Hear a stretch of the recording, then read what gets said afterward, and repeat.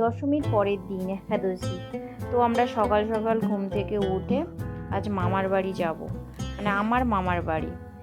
তো মিঠাইও যাচ্ছে, মিঠাইয়ের এটা দ্বিতীয়বার যাওয়া হচ্ছে। তো মামার বাড়িটা হচ্ছে মৌসুনি। তো আমাদের বাড়ি থেকে, মানে আমার বাপের বাড়ি থেকে আর আমার মামার বাড়ি ভেতরের রাস্তা দিয়ে যাওয়া যায়। তো একটা টোটোকে বলা হয়েছিল। তো মা, বাবা আর দাদার ছেলে, তারপরে মিঠাইয়ের বাবা, সবাই মিলে আমরা মৌসুনি দ্বীপ যাচ্ছি। তো মৌসুনি দ্বীপ যে যাচ্ছি আমরা, পুরোটা যে ঘুরবো তা নয়। তো মামার বাড়িতে দশমীর পরের দিন সবাইকে প্রণাম করতে যাচ্ছি। আর দিদিমার শরীর খারাপ, তো একটু দেখতে যাচ্ছি।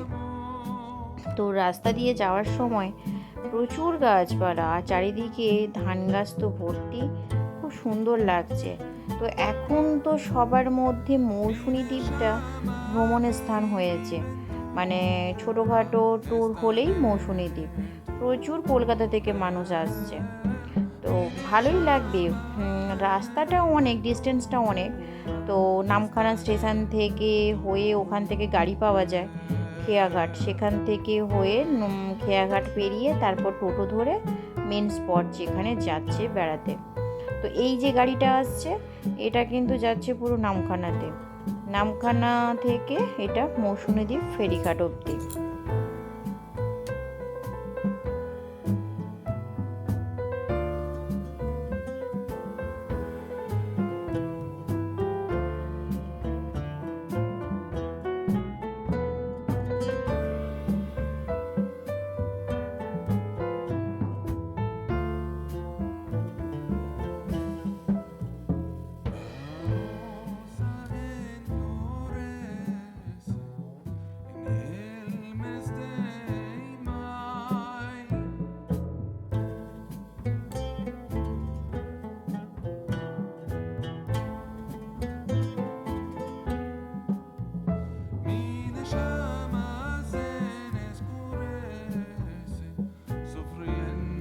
আমরা প্রায় চলেই এসেছি নদীর ঘাটের কাছে, মানে যেখান থেকে আমরা নৌকো পারাপার হব। তো এইগুলো হচ্ছে চারিদিকে, এগুলো ফিশারি চাষ হতো, এখন আপাতত বন্ধ আছে। চারিদিকে এই ম্যানগ্রোভ গাছ বসানো হয়েছে, এগুলো সরকার থেকেই বসিয়েছে। তো এবার আমরা ঘাটের কাছে চলে এসেছি, মানে মৌসুনি পারাপার হওয়ার এটাই হচ্ছে, মানে দুটো ঘাট দিয়ে পেরোনো যায়, একটা হচ্ছে 10 মাইলের ঘাট আর একটা হচ্ছে এই শ্বাসমূল ঘাট। তো ঘাটের কাছে চলে এসেছি, অনেক টোটো। তো যারা পারাপার হয় অনেকে বাইক এপারে রেখে দেয়, বাইকও পার করে অনেকে নিয়েও যায়। আর এই যে গাড়িগুলো, এগুলো সবগুলোই নামখানা যাবে। তো এই আমরা টোটো করেই এসেছি, তাই এখানে আমরা নেমে পড়বো, নেমে জাস্ট 2-1 মিনিট হাঁটা।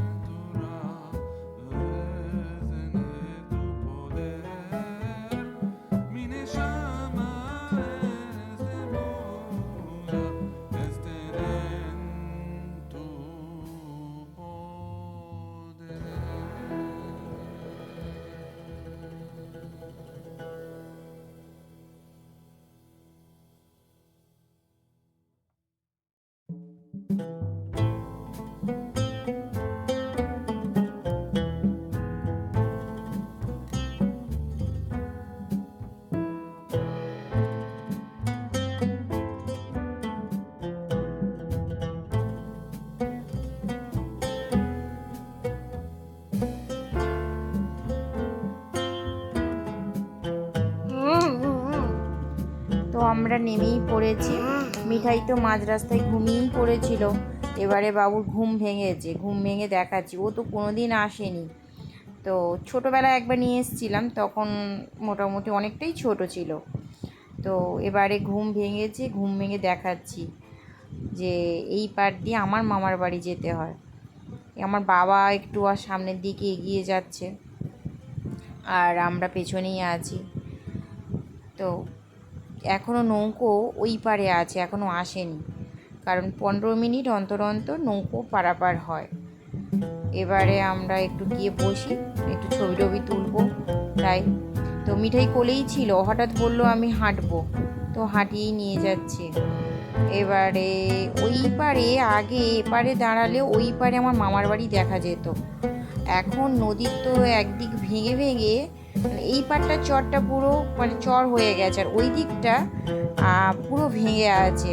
তো আপাতত এখন দেখা যায় না, ওই পারেই আমরা যাব।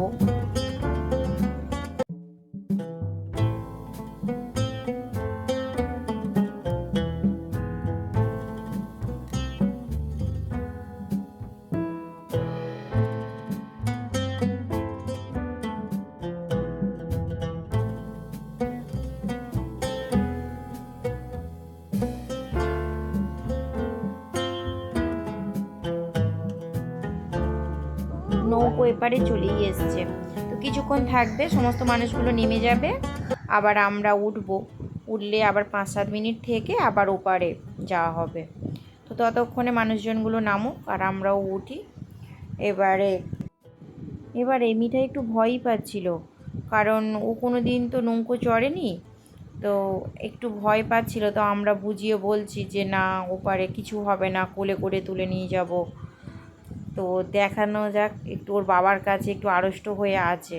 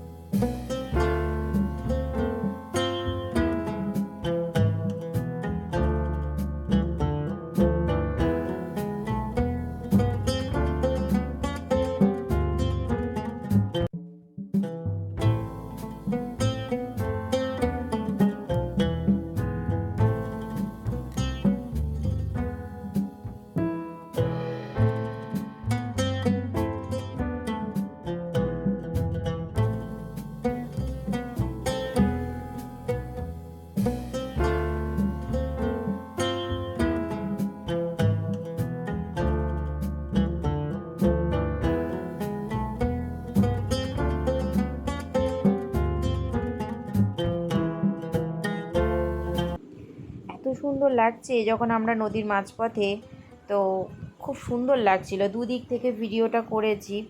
তো এটা আমি তো ছোটোবেলা থেকেই যাচ্ছি, আর আমি তো মৌসুমীতে পড়তেই থাকতাম, তো এটা আমার কাছে ভয় লাগে না। কিন্তু আমাদের মিঠাইয়ের বাবা একটু ভয়ই পায়, আর মিঠাই তো এই ফার্স্টবার, ও তো খুবই ভয় পাচ্ছে। এবারে আমরা ঘাটে এসে পৌঁছেছি, আর মামা তো ঘাটে আছে। সবাই এবার নামবে, আস্তে আস্তে করে নামতে হবে।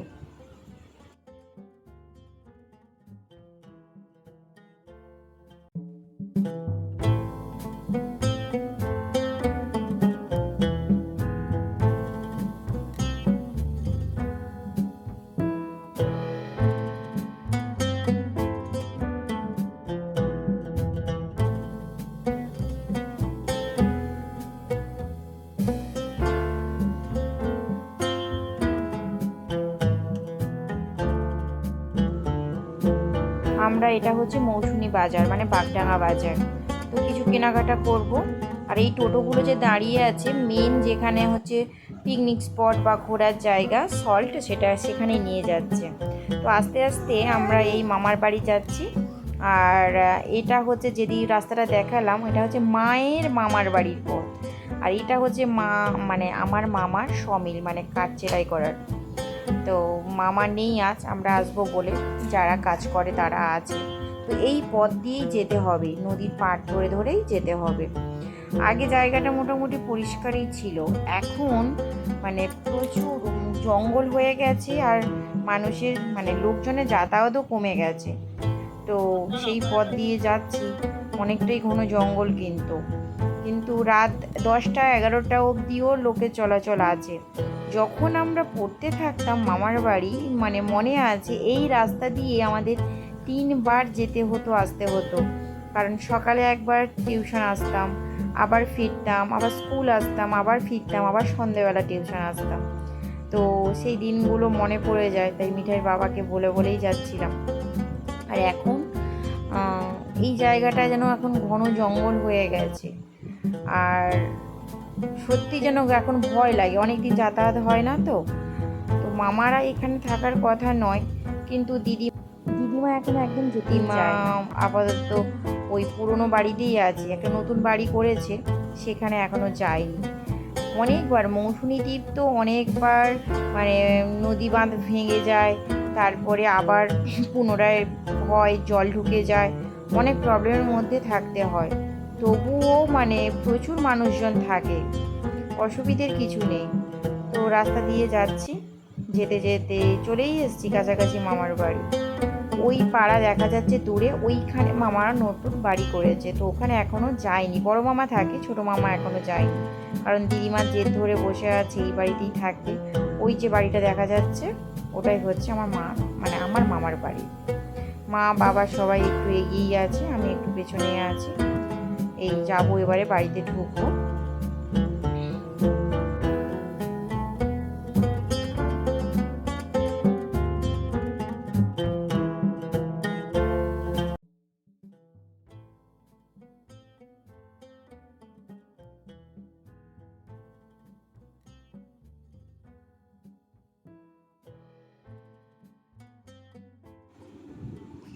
কতবার যে নদী বাঁধগুলো ভাঙে মানে তার ঠিক নেই। তো আমি সেটাই দেখালাম। এই পুরো মাঠটা মামাদের পুরো মানে তেঁতুল গাছ ভর্তি ছিল, সেই গাছগুলো তো সব এখন ভেঙেই গেছে। তো আমরা পৌঁছে গেছি, ছোটো মামিমা বাড়িতে নেই, আর দু মামা বসে রান্না করছে। এটা বড় মামা আর এটাও একটা মামা, সবাই রান্না করছে। এবারে ছোটো মামিমা সেই সময় বাপের বাড়ি গেছিলো, তো আমরা যাওয়ার কথা ছিল আগের দিন, তাই খাসি মাংস কিনেছিল, সেটা আবার ওরা ফ্রিজে স্টক করে রেখেছিল। তো মাস্টার হয়তো এসে একটু রেস্ট করতে বসে গেছে। এই ঘরটা কিন্তু এইরকমই ছিল না, যখন এই আমফান হয়েছিল মিনিমাম 2 মাস মতো এই ঘরটার মধ্যে জল ছিল, মানে পুরোটাই জলে ভর্তি ছিল। আর মামিমারা আর মামারা সবাই কিন্তু মাসির বাড়িতে থাকতো, কারণ এটাতে আসাই যায়নি। পুরো 2 মাস মানে জলে পুরো ভর্তি ছিল। আর মামাদের মানে গ্রামের দিকে যেটা হয়, গরু ছাগল সমস্ত কিছু থাকে, সব কিন্তু মরে গেছিলো। তো ফের আবার এসে আবার থাকে। এবার এই মোটামুটি মামারা রান্না করেছে, টেস্ট করতে দিয়েছিল। 2 রকম মাংস করেছে, একটা খাসির মাংস, একটা মুরগি মাংস। তো আমরা খাচ্ছিলাম, তাই একটু ভিডিওটা করলাম। বেশ ভালোই হয়েছে। মামার বাড়িতে আসলে এটাই মজা, মানে মাংস তো করবেই। যদি আমরা বলি যে না আমাদের দেশি খেতে ভালো লাগছে না, খাসি করবে, তো সব বড় মামাই রান্না করেছি।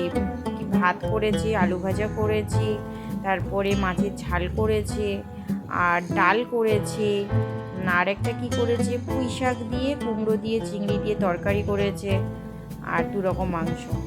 তো মিঠাই তো এসে প্রথমে একটু অবাক হচ্ছিল, তারপর মোটামুটি থাকতে থাকতে ঠিক হয়ে গেছে। এবারে আমরা সন্ধেবেলা বাড়ি যাব, রেডি হয়ে গেছি। দিদিমা তো যাওয়ার সময় মানে পান হচ্ছে ওখানকার স্পেশাল বলতে, মামার বাড়ি গেলে আমরা সবাই ছোটরা বায়না করতাম যে দিদিমা পান দাও, পান খাবো।